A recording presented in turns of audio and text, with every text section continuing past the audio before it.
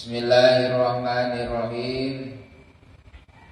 Ba'isir rusuli salawatuhu wa salamuhu alaihim ilal mukallafin bihidayatihim wa bayani syara'i'id dini bidalailil qat'iyati wa wadihatil barahini.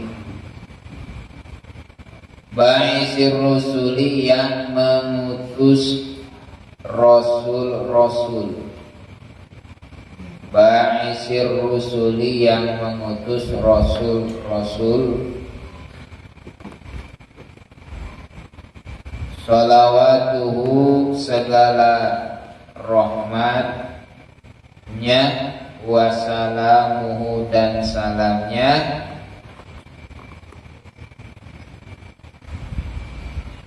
alaihim, atas mereka Rasul,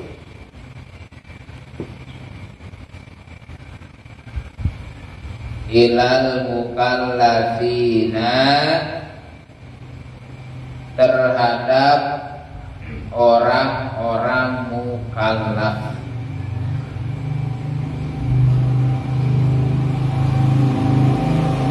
Terhadap orang-orang mukallaf, lihidayatihim, untuk menunjukkan mukallaf, lihidayatihim, untuk menunjukkan mukallaf, wa bayani syara'i'id dini, dan menjelaskan syariat-syariat agama, dan menjelaskan syariat-syariat agama, bidalaili, dengan dalil-dalil, bidalaili, dengan dalil-dalil, al-qat'iyati, yang pasti, wa wadihatil barahini, dan dalil-dalil yang jelas. Wa wadihatil barahini, dan dalil-dalil yang jelas. Tuh. Ahmaduhu ala jami'i ni'amihi. Ahmaduhu, aku memuji pada Allah, ala jami'i ni'amihi, atas seluruh nikmat-nikmatnya, ala jami'i ni'amihi, atas seluruh nikmat-nikmatnya, wa as'aluhu, dan aku memohon atau minta, wa as'aluhu, dan aku meminta padanya, al-majida, tambahan, min fadlihi, dari fadlnya, wa karomihi, dan mulianya Allah Subhanahu wa ta'ala.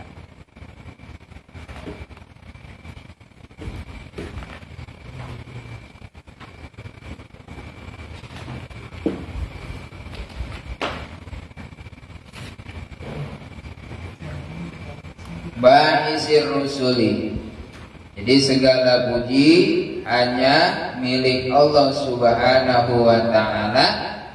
Ba'isir rusuli, yang mengutus para rasul.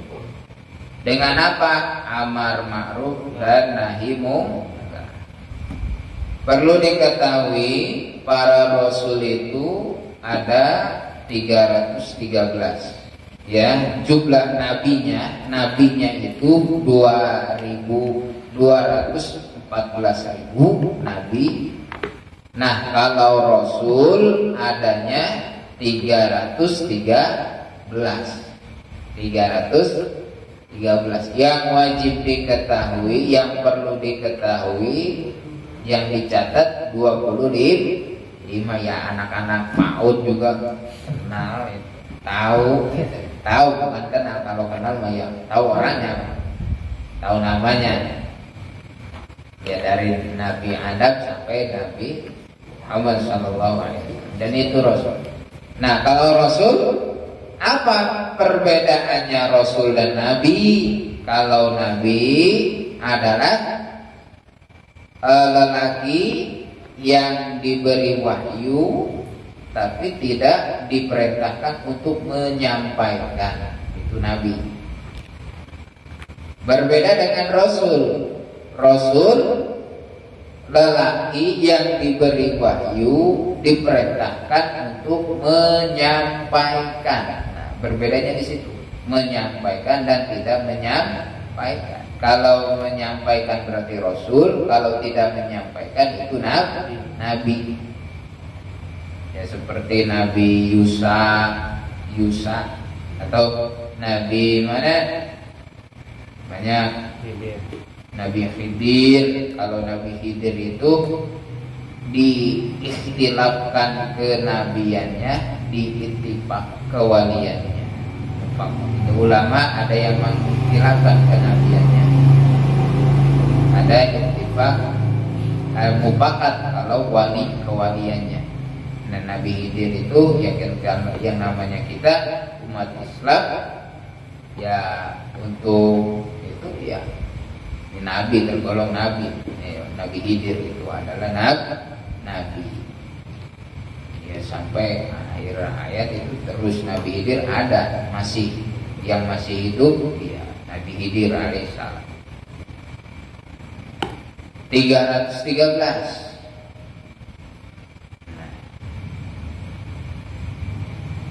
Kalau Luqman itu, Sayyidina Luqman itu bukan Nabi.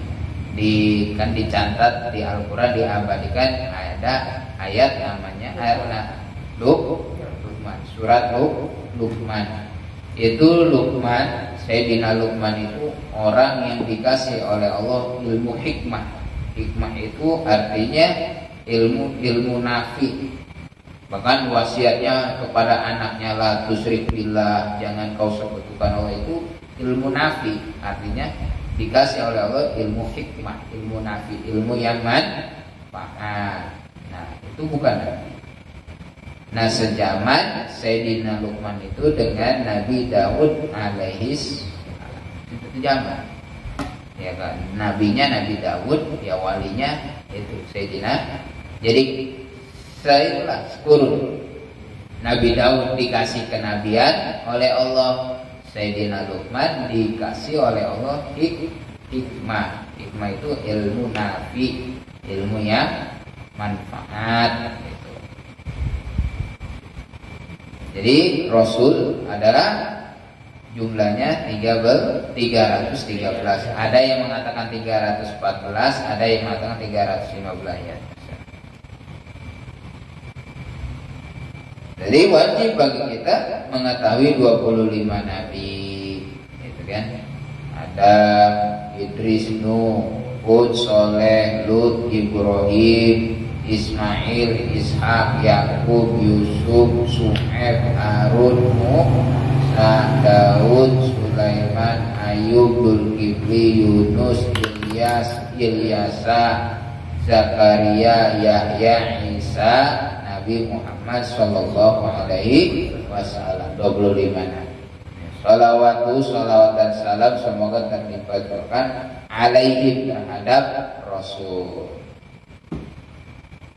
Nah, dan Allah Subhanahu wa taala yang mengutus para rasul untuk siapa? Ilal mukallafina, terhadap diutusnya Rasul terhadap orang mukallaf, ya kita ini ya ada utusannya dari Allah, yaitu Nabi Muhammad sallallahu alaihi wasallam.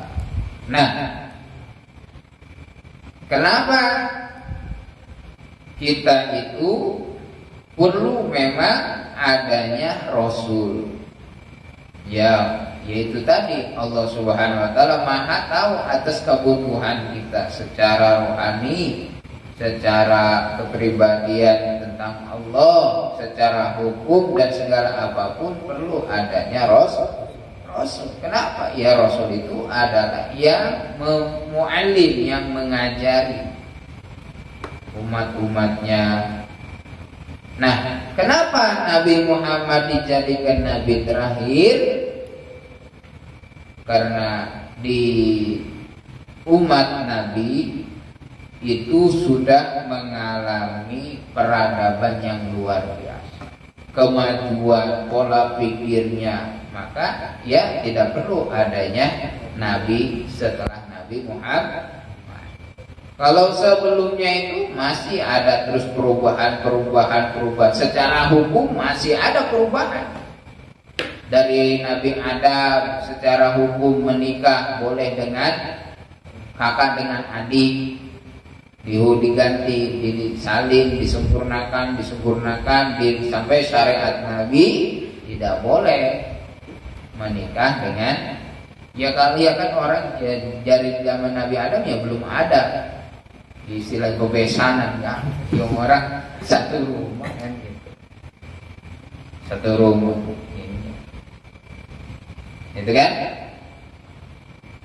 Ketika Nabi Musa alaihissalam itu syariatnya adik dan kakak beradik boleh dinikah. Dia satu lelaki menikahi kakak dan adik. Itu pada zaman Nabi Musa masih boleh. Ketika Nabi Muhammad nggak boleh, nggak bisa. Kecuali cerai dulu baru boleh menikahi adiknya atau menikahi kakaknya. Ada disebut istilah naik ranjang turun ranjang kan gitu. Nah itulah kenapa, karena Nabi Muhammad di umatnya ini sudah mengalami peradaban yang luar biasa, maka ya tidak ada nabi setelah Nabi Muhammad Shallallahu Alaihi Wasallam. Jadi kita perlu nabi.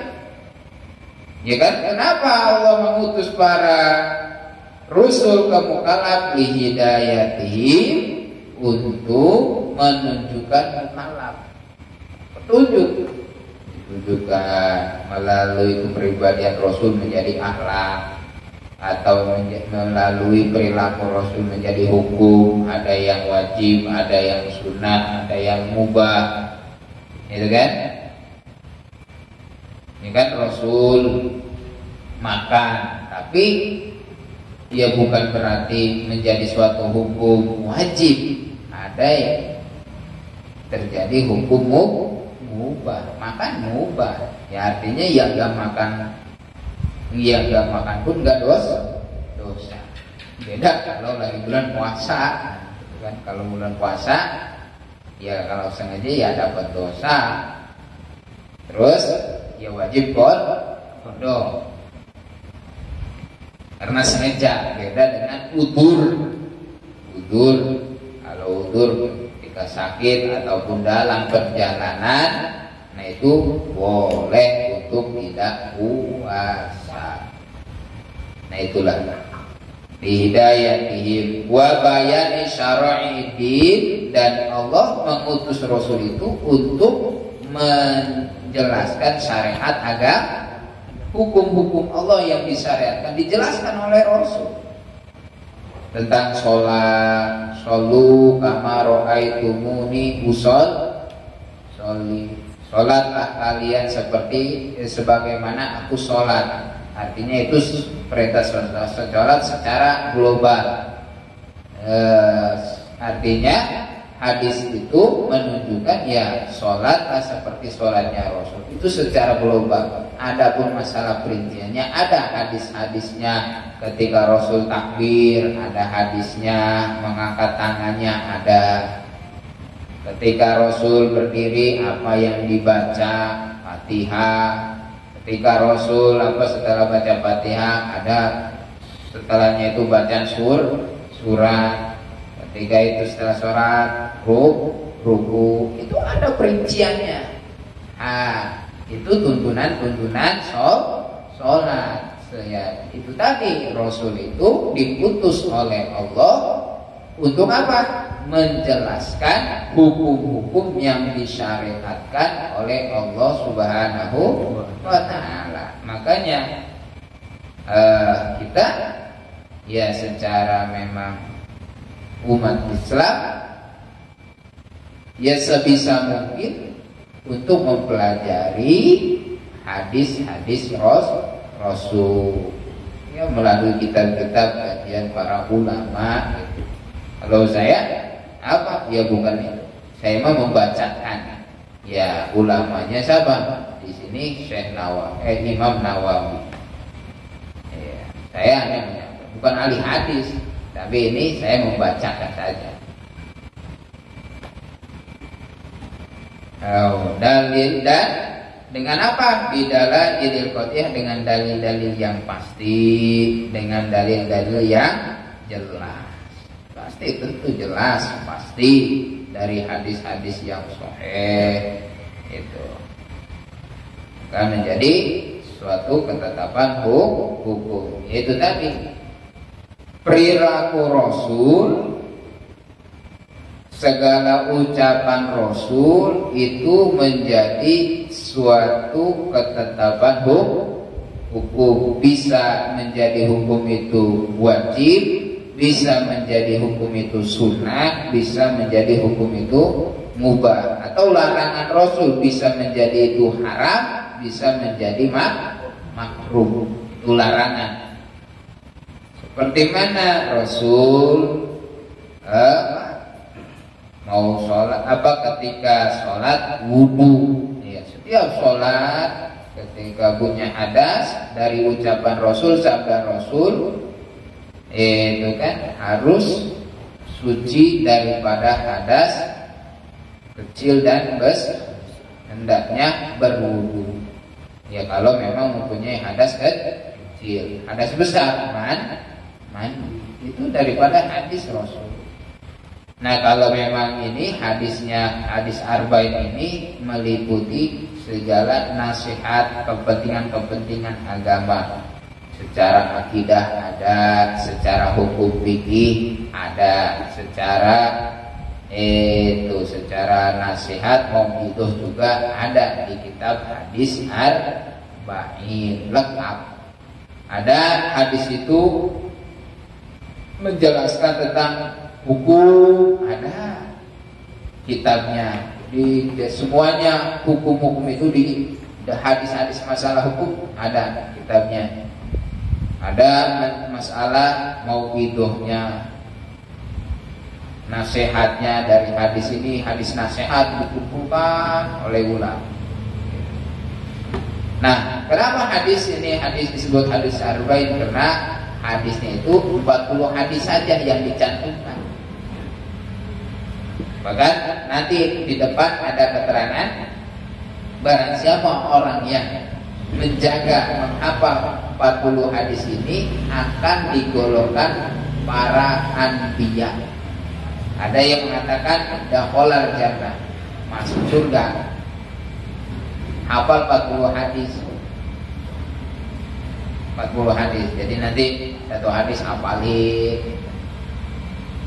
Mudah-mudahan hafal. Ahmaduhu, aku memuji pada Allah Subhanahu wa ta'ala atas seluruh nikmat-nikmat Allah yang banyak yang tidak terhitung. Kenapa? Karena berdasarkan ayat wa in ta'udu nikmatallahi la tuhsuha. Dan paling besarnya nikmat Allah di dunia ini adalah al-iman. Iman pada Allah Subhanahu wa ta'ala, yakin, percaya banget kepada Allah, itu paling besarnya nikmat-nikmat Allah di dunia. Iman. Ya sudah kami jelaskan kemarin. Iman itu bisa orang yang memang tidak kekal di dunianya, tapi bisa kekal di surganya karena dasar iman. Kalau tidak iman, orang yang tidak kekal di dunianya bisa kekal di nerakanya, itu tidak dasar iman. Maka disebutkan a'dhamu ni'amid dunyawiyah al-iman. Paling besarnya nikmat Allah di dunia adalah iman. Wa a'dhamu ni'amil ukhrawiyah, dan paling besarnya nikmat-nikmat Allah di akhirat adalah musyahadah, menyaksikan zat Allah di surga. Jadi menjadi akidah kita, Allah Subhanahu wa taala bagi kaum mukminin manusia itu di dunia tidak melihat Allah. Jadi ada orang misalkan aku melihat Allah, wah, udah belambang aja. Kenapa? Ya kafir. Berbeda ada memang. Cuma yang bisa melihat Allah di waktu di dunia itu cuma Nabi Muhammad SAW. Ketika apa? Isra Mi'raj langsung temu pada Allah. Selain itu gak bisa. Nah, ketika di akhirat nanti bisa di surga. Bahkan di surga itu kan bermacam-macam nikmat ada, ya kan? Mau perawan mentrang ada, pokoknya tenang aja. Paling miskinnya itu Pak 70 bidadari, paling miskinnya dikasih free. Full pelayanan pokoknya, full free. Dimbat perawan lagi, 70 uruban akal. Kayak sama nggak kan? Hah? Oh ya pokoknya udahlah. Tidak dari. Nih, 70 paling miskinnya. Pokoknya, tapi paling nikmat, yang besar, yang paling enak itu adalah musyahadah, menyaksikan zat Allah langsung dengan penglihatan, menyaksikan. Itu nanti ada di surga itu, ada yang setiap detik terus. Sebab itu yang paling nikmatnya di surga itu. Ada yang semenit sekali, ada yang sejam sekali, ada yang sehari sekali, ada yang seminggu sekali, ada yang sebulan sekali, ada yang setahun sekali, ada yang enggak sama sekali melihat tapi dia di surga. Ada.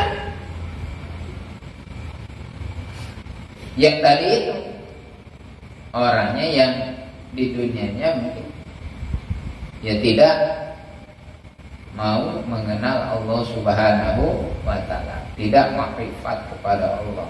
Jadi bisa makrifat di dunia, nanti makrifat di akhirat, bisa melihat Allah Subhanahu wa taala. Ya kayak kita ginilah contohnya. Senang mana orang diem di negara Indonesia? Ya sama-sama punya pemerintah, punya kepala, ya kan? Yaitu presiden.